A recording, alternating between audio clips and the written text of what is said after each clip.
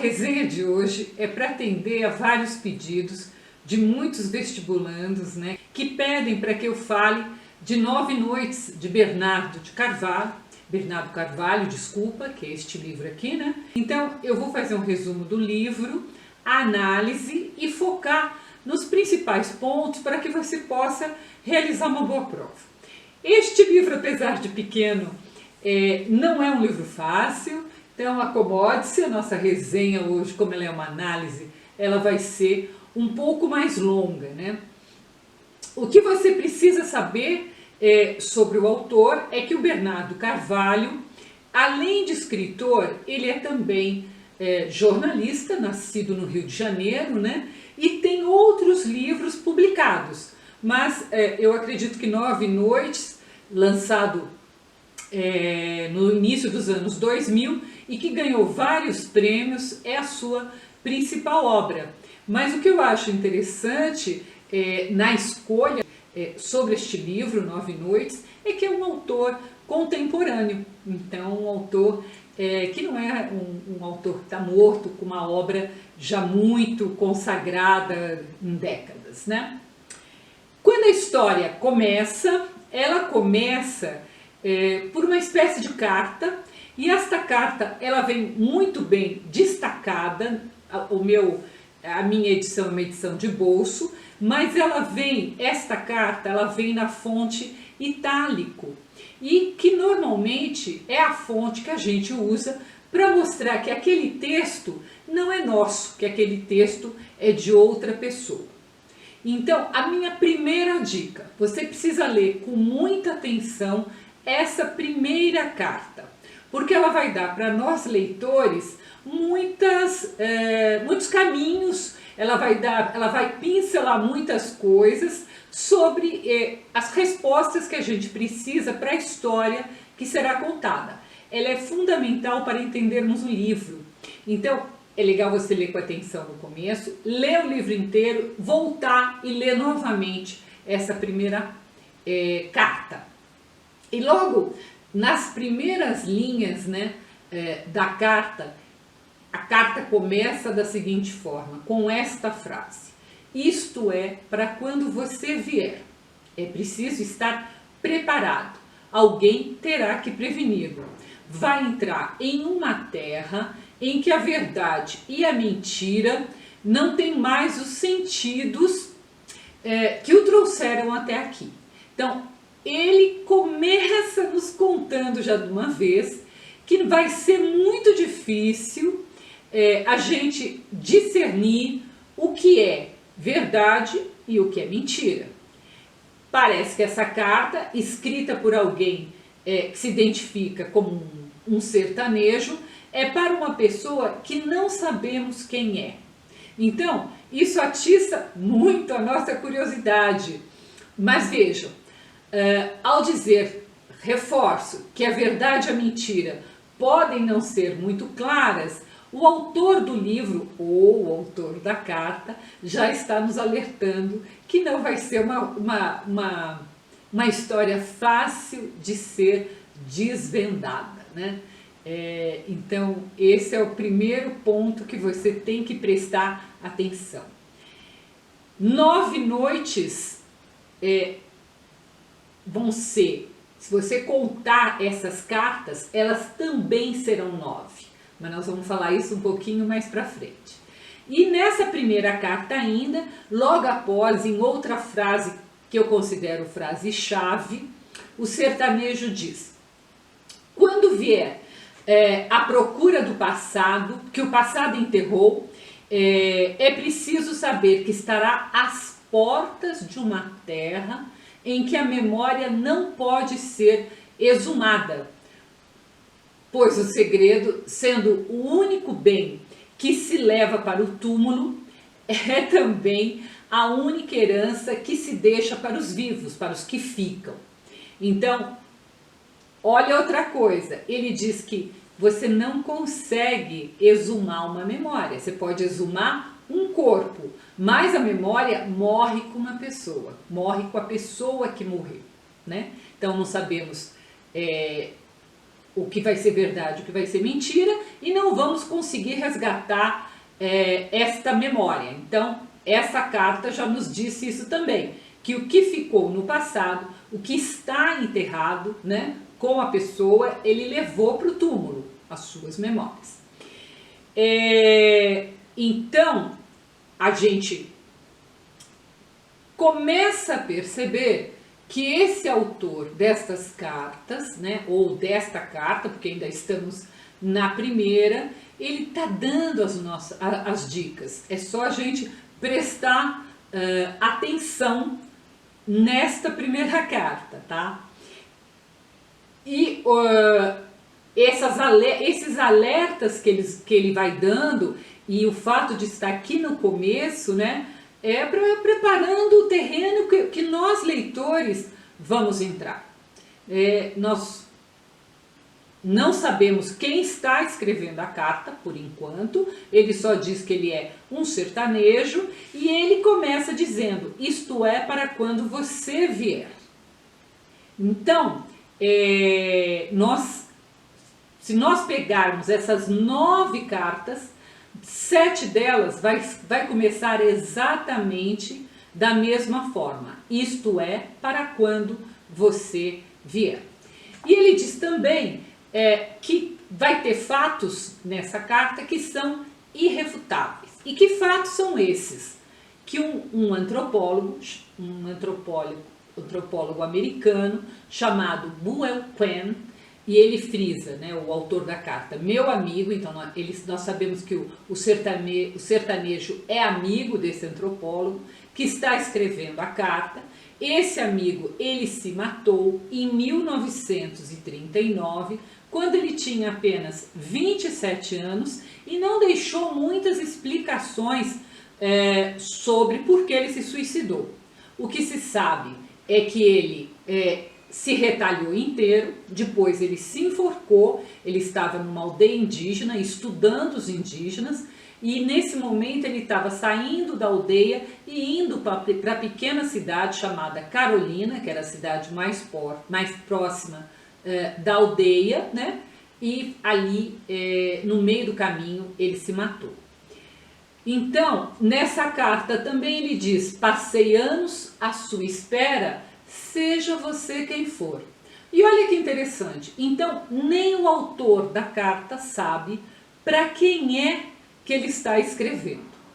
E a partir daí ele começa a dar detalhes que ele presenciou quando o antropólogo, né, chegou na pequena cidade de Carolina, que fica ali nas margens do Tocantins, né, no Xingu. E esse antropólogo, ele chegou num pequeno avião da Condor, e ele chegou apenas 5 meses antes de se matar. Ele lembra que o Dr. Buell, o jovem que se matou, estava vestido de forma imprópria para o lugar. O que nos remete àqueles estrangeiros, né, que não sabem bem como vestir quando estão em um país tropical, um país muito quente, como o Brasil. E principalmente em meio à floresta, né? Não era ali uma roupa apropriada. O sertanejo viu o antropólogo chegando e viu que não era uma roupa apropriada. Por isso chamou bastante atenção. Então o antropólogo vinha ao Brasil para estudar os índios Krahô, né? Kra com K, K-R-A-H-O, Krahô. E por que eu estou chamando a atenção para esse fato? Porque o autor também nos chama a atenção. Porque a roupa diz muito sobre alguém. Você não está vestido de forma apropriada para um lugar tão difícil como era a região ali do Rio Tocantins, na década de 30. Primeiro, coloca aquela pessoa que está ali com aquela roupa estranha em uma situação desconfortável. Não é a roupa melhor ali para se movimentar naquele lugar. E depois mostra aos outros, aos do lugar, que você é um estranho, quase um intruso naquela pequena cidade de Carolina. Então, eu acho que o nosso autor da carta, o nosso sertanejo, ele conta para nós sobre a roupa para mostrar para nós, já para destacar isso, né? Ainda, quando o antropólogo chega, o sertanejo também, ele diz lá na carta dele que só ele viu nos olhos do americano um desespero e que ele deu a amizade dele para o antropólogo, tão jovem, né, num país que ele não conhecia, da mesma forma que ele sempre deu sua amizade aos índios com quem sempre conviveu desde pequeno. Então a gente fica sabendo que o sertanejo também teve uma convivência com o índio, né, com os índios. E nesse momento nós sabemos que ele era o encarregado de um posto chamado Manuel da Nóbrega, que é um posto de proteção indígena e que depois ele vai ser demitido pelo Cildo Meireles. E aqui eu quero fazer um parênteses para dizer que este posto de proteção indígena realmente existiu, bem como o Cildo Meireles, que trabalhou muito tempo com os índios. Então, mais uma vez, são dados reais, coisas que realmente aconteceram, coisas que realmente existiram, que o Bernardo Carvalho está trazendo para a nossa história. E por fim, ele diz que o Dr. Buell deixou, antes de morrer, né, ele escreveu algumas cartas e pediu que os índios entregassem essas cartas para ele, para o sertanejo, que a gente ainda, nesse momento do livro, não sabe o nome, mas nós vamos descobrir mais para frente que esse sertanejo autor das cartas se chama Manuel Perna, que ele era sim um sertanejo, mas ele era também o engenheiro e era responsável pelo posto Manuel da Nóbrega. Manuel Perna, esse engenheiro, né, quando ele recebe as cartas dos índios, né, que os índios vão levar para ele, os pertences do Dr. Buell e essas cartas, ele vê que as cartas têm para a professora, que era a chefe da pesquisa, né, que acompanhava a pesquisa do Buell no Brasil, e tinha também cartas para a família do rapaz. Então ele escreveu cartas para o seu pai, escreveu cartas para o seu cunhado. Então essas cartas, entre estas cartas, existia uma carta escrita em inglês. Então o Manuel Perna não sabia do que se tratava, ele não falava inglês, mas ele estranhou o destinatário, porque não era nem alguém da pesquisa e nem um familiar. Então, com base nas coisas que o Buell tinha contado para ele durante aquelas noites, né, que ele faz? Ele guarda esta carta com ele, né?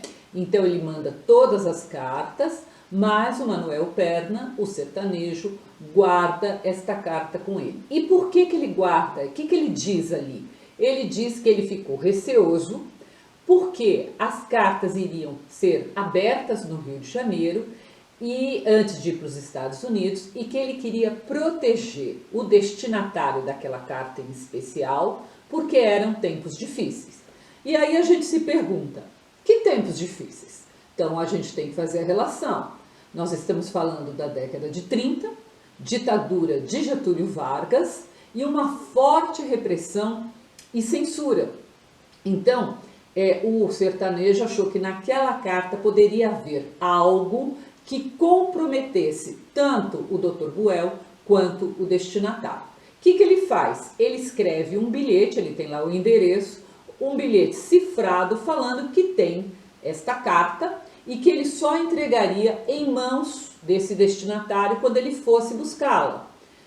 Mas esse destinatário nunca vai buscar essa carta. E ele termina nesse momento dizendo que ele está esperando que ele vá buscar a carta, mas que ele não pode desafiar a morte, porque ele vai pegar uma balsa no dia seguinte e ele tem que dar esse testamento para este destinatário. Guardem então esta fala. O nosso Manuel Perna vai pegar uma balsa no dia seguinte.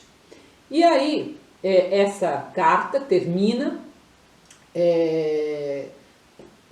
a carta, começa um relato de um jornalista, né, falando que ele estava lendo uma notícia na Folha de São Paulo né? Tempos atuais, um pouco antes do lançamento do livro, e no meio da notícia é citado esse suicídio de um antropólogo americano que tinha acontecido 62 anos antes. Então, para nós leitores, o que parece? Parece que esse jornalista vai começar um livro-reportagem sobre a vida do Buell.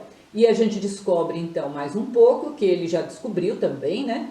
Que o Buell era um estudante de pós-graduação da Universidade de Colômbia, né?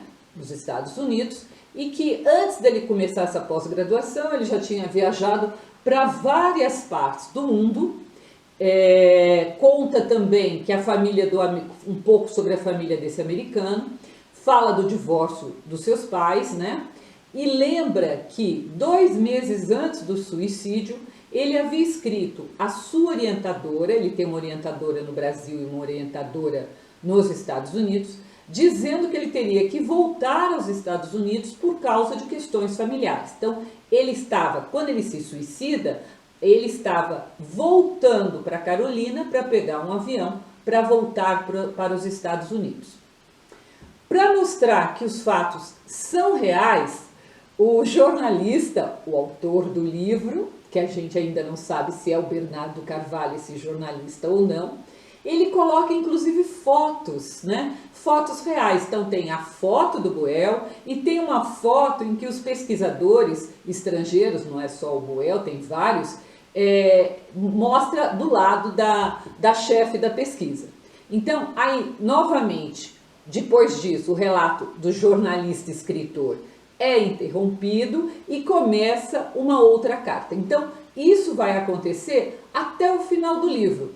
O tempo todo vão se alternar, de um lado, o relato praticamente jornalístico mesmo, um texto jornalístico muito claro, tal, explicativo, e de outro, essas cartas escritas por Manuel Perna.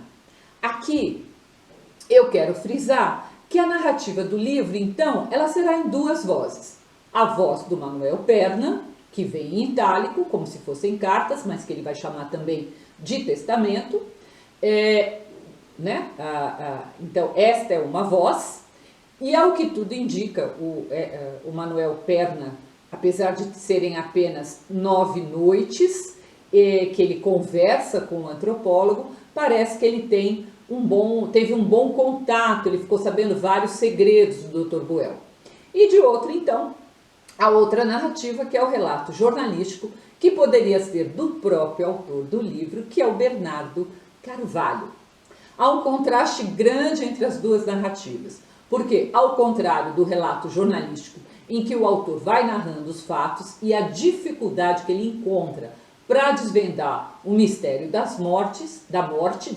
suicídio, as cartas nunca são muito claras e sempre deixam algo no ar, como se o autor das cartas não pudesse ou não quisesse contar tudo o que sabe, como se ele estivesse guardando um segredo, da mesma forma que ele guardou aquela carta porque achava que naquela carta seria revelado um segredo do antropólogo. Nessa segunda carta, ou nesse testamento a que ele se referiu na primeira carta, ele começa exatamente da mesma forma. O que ele vai dizer? Aquela famosa frase, né? Isto é para quando você vier. Então, como eu já disse antes, essa frase vai se repetir em 7 das 9 cartas, ou dos 9 momentos em que é o Manuel Perna, o sertanejo, chefe do posto Manuel da Nóbrega, que está falando.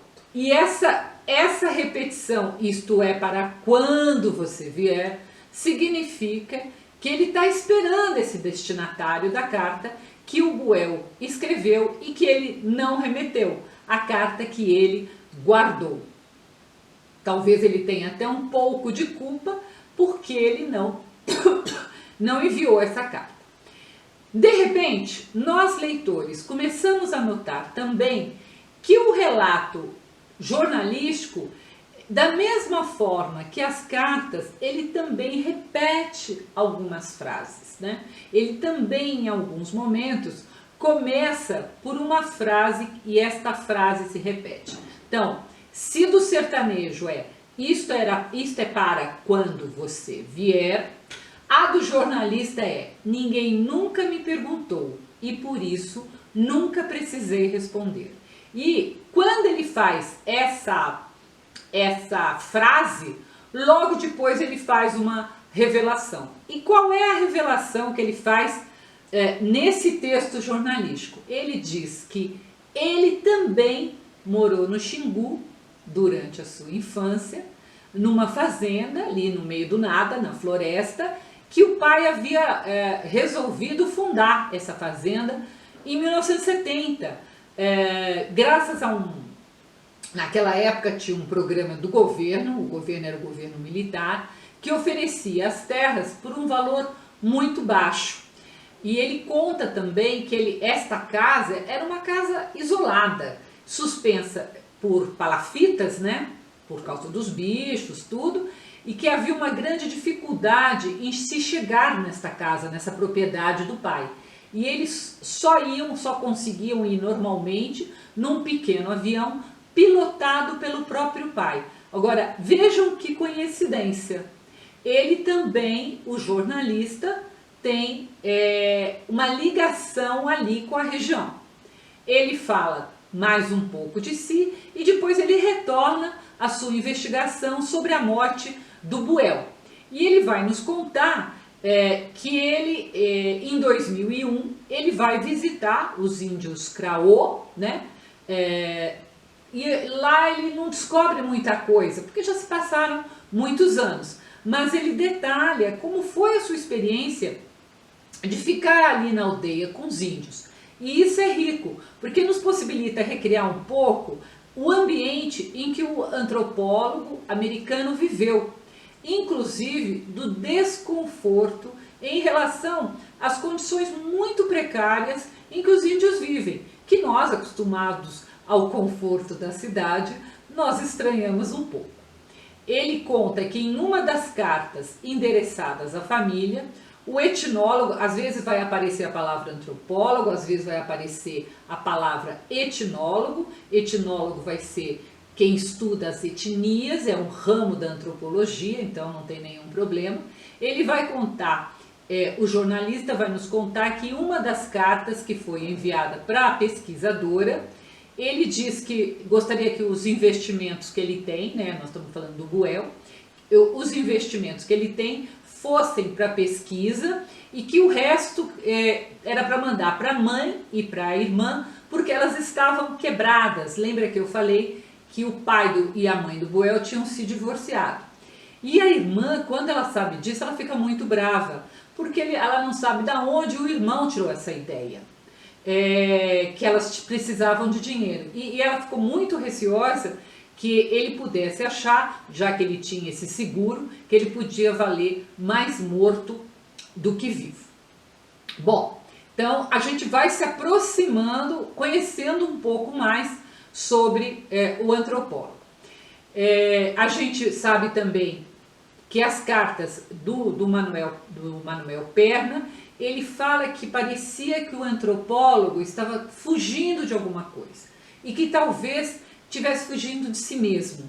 Então, ele revela numa das cartas que o Buell tinha morado numa ilha do Pacífico antes de vir para o Brasil e que nessa ilha, ele morava com vários amigos nessa ilha, e um dia ele chegou em casa e um fotógrafo o fotografou. E que ele não gostou de ser fotografado, porque ele havia sido pego de surpresa e ele ficou muito assustado na foto. E aí ele conta que ele falou que nunca mais ele deixou esse fotógrafo fotografá-lo, a não ser dias antes de vir para o Brasil, já no seu apartamento em Nova York. E aí ele revela, o Manuel Perna, o sertanejo, que a carta que ele estava guardando era justamente endereçada a esse fotógrafo. Conta ainda que o fotógrafo havia traído a amizade que ele tinha com Buell, porque os dois se envolveram com a mesma mulher. Agora olha que interessante, lá no começo nós não o Manuel Perna nos deixou acreditar que ele não sabia quem era o destinatário da carta. Aí vai andando o livro, o destinatário da carta é este fotógrafo.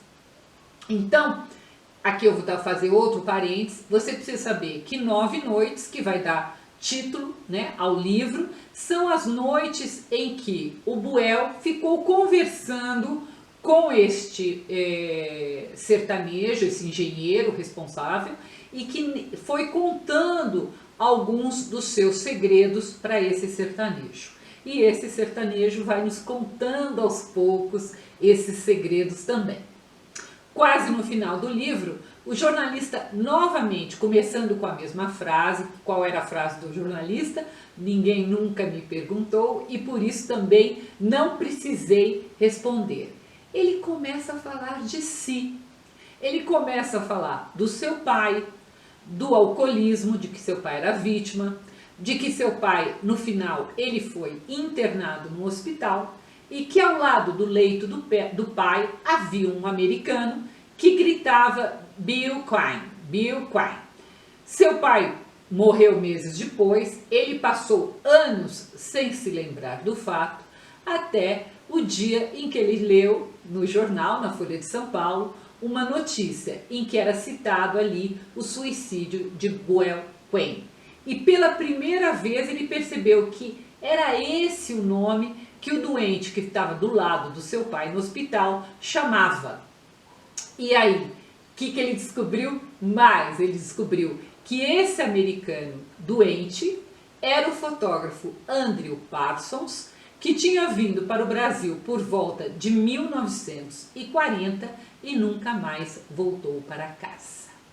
Então, você percebe que a história do jornalista e a história do Buell Quine, elas se entrelaçam, né?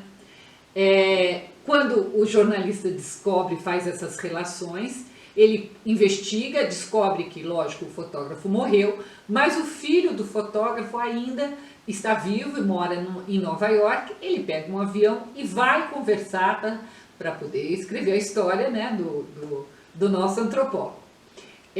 O filho do fotógrafo lá em Nova York diz que o Andrew Parsons não era realmente o seu pai, que ele havia lhe contado em uma carta que o seu verdadeiro pai havia morrido no coração do Brasil. E nesse momento, então, o jornalista desconfia que aquele que ele está conversando, já que não era o filho do fotógrafo, era então o filho do antropólogo, pois eles tiveram ali uma relação com a mesma mulher. Os dois gostaram da mesma mulher. Vamos às marcas do livro, essa é a história. Creio que a principal marca do livro é que nós, leitores, não conseguimos distinguir com clareza o que é realidade e o que não é. O que é investigação jornalística e o que é romance. E isto é intencional, tá? Não aconteceu por acaso. O autor Bernardo Carvalho faz isso de forma intencional. E acho que uma marca, ou talvez a última marca, é que apesar desses dois narradores irem cada um do seu lado completando a história do jovem Buell que se suicidou, o mais importante que a gente gostaria de saber, que era sobre a mulher que o traiu, conhecer mais de perto a vida do fotógrafo, nós, leitores, não temos acesso a esses dois personagens, né?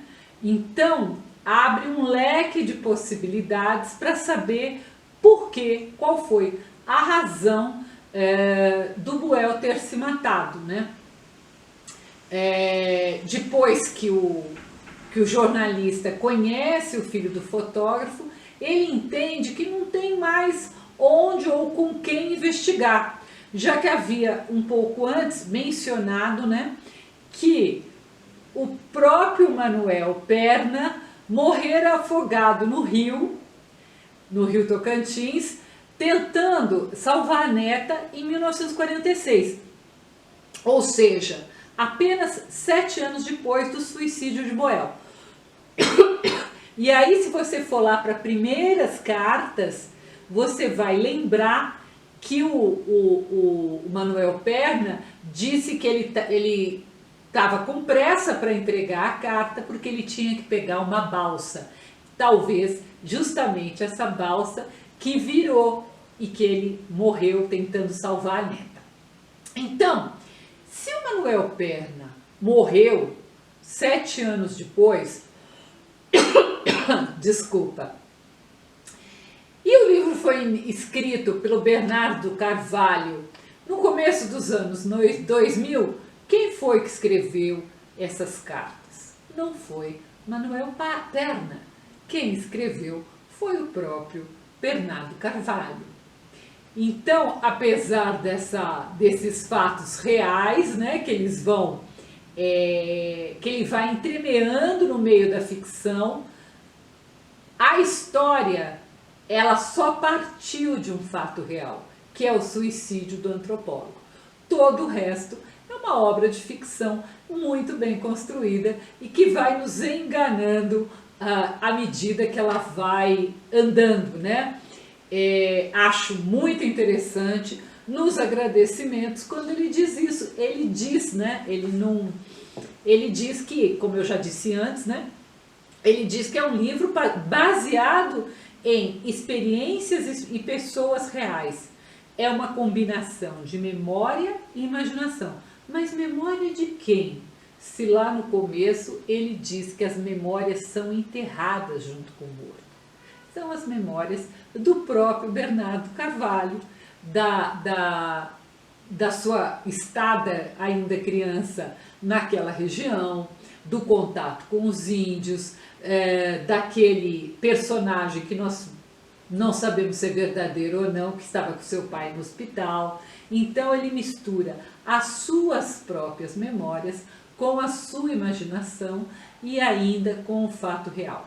Esta dualidade é que marca o livro de Bernardo Carvalho. Se você quiser ler a resenha, ela está no meu site www.miriambevilacqua.com.br. Acho que nós estamos terminando já todos os livros que caem na FUVEST, fazemos também outros livros de outros importantes vestibulares do país, mas se faltar algum que você queira que a gente faça, é só entrar em contato através do meu site. Muito obrigada, se puder se inscreva aqui no canal e até a próxima.